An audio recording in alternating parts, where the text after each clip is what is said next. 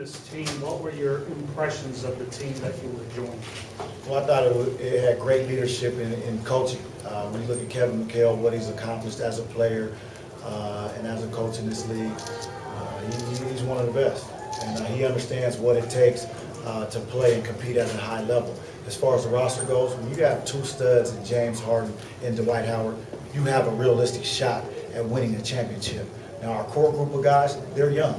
That's where veterans like myself and Trevor Reza, Francisco Garcia come into play.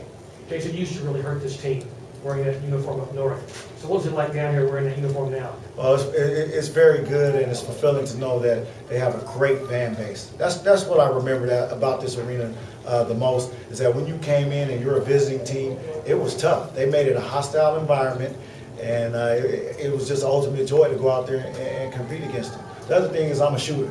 The backdrop is amazing. It's red, so it's like a bullseye for me. What do you think about the rivalry between these two teams that is escalating by the day?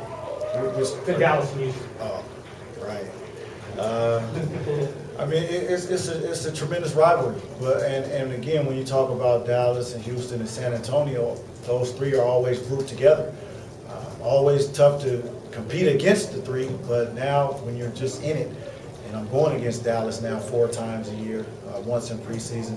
I mean, it's going to be emotional. I mean, I'm an emotional player, and I feed off the emotions. Going back home to Dallas is always going to be very touchy for me. My family's still there, all my friends. I train in their facility in the off season, so I'm very familiar with their guys and their roster, and it will be a very personal experience. Did the shooting ever go away? I mean, you've obviously been at this for a very long time. You've been very good at it for a long time. Is it the one skill that you can take deep into your career? Well, it's one skill that I continue to work on. I like to tell the young guys, rely on your strengths and work on your weaknesses.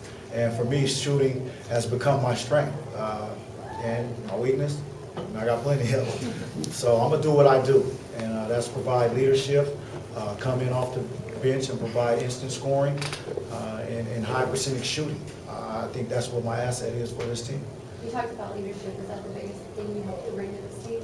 Well, it's just one of them. Obviously, the leadership is a big piece. Being the elder statesman of the team, finally the only oldest guy. You know, I've had a pleasure the last couple of years to play with Paul Pierce and Kevin Garnett, and so I've been able to learn what it means to be, the oldest guy on the team, what it means to be the leader, lead by example, and then you have to pick your spots and learn when to be vocal. There are going to be times where I'm going to have to step up and let my voice be heard, and so that's a piece of it. But I think more importantly for me is getting back to playing at a high level. Obviously, there's a lot of questions. I'm 37 years old, but I feel young. Okay, and that's what it's about. Are you in shape? Are you ready and conditioned for an 82-game season and the playoffs? I am. I've had plenty of time off. Is it invigorating for you to be in an environment where they're really pursuing a championship at this in your court? Yes, no question. And there was nothing personal against Sacramento. I want to thank them. They did everything I asked of them this offseason, and that was, if you don't plan on using me, let me go to a contender where I can compete for a championship. That's what it's about for me right now. I have one, I lost one, and now I just want another opportunity. With your knee, how much better do you feel than this time a year ago? Oh, I can honestly say 100% better. I'm more comfortable, I'm more stronger. I now realize what I have to do to get myself and my body geared up and ready to not only play a game, but just to practice. I mean, there's a lot of work that comes in to getting out and being able to go out and perform at a high level. And I've had 8 months now to train my body in that manner so I can go out and contribute. At 37, is it the challenge to get back to that high level now, to prove you can still get out there and do it? Oh, no question. That's the motivating factor. Again, I like to contribute. It's one thing to be on the bench and be the rah-rah guy. I do that naturally. But I want to go out, play at a high level, make an impact when I come into the game, and that is my role. If I can't do that, then I'm going to step away from the game. And I don't see that coming anytime soon. How's your game changed in the past 4 or 5 years? Well, I think I've evolved into a much better playmaker, facilitator, a guy that can play on the ball in pick and roll situations and off the ball. And I've also learned from the best in Jason Kidd, so I've become more of a coach on the floor also. So, you know, all those things will be necessary for our team this year to be successful. How far do you see this team going, and what do you need to do to get there?